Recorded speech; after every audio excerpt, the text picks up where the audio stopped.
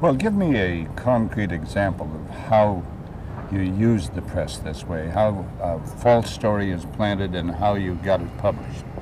Well, for example, in my war, the Angola War that I helped to manage, 1/3 of my staff was propaganda. Ironically, it's called covert action inside the CIA. Outside, that means the violent part.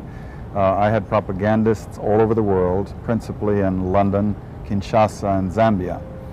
We would take stories which we would write and put them in the Zambia Times, and then pull them out and send them to a journalist on our payroll in Europe.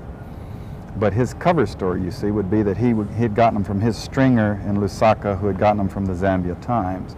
We had the complicity of the government of Zambia, Kenneth Kaunda, if you will, to put these false stories into his newspapers.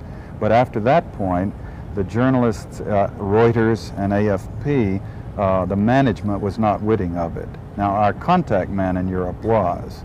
And we pumped just dozens of stories about Cuban atrocities, Cuban rapists.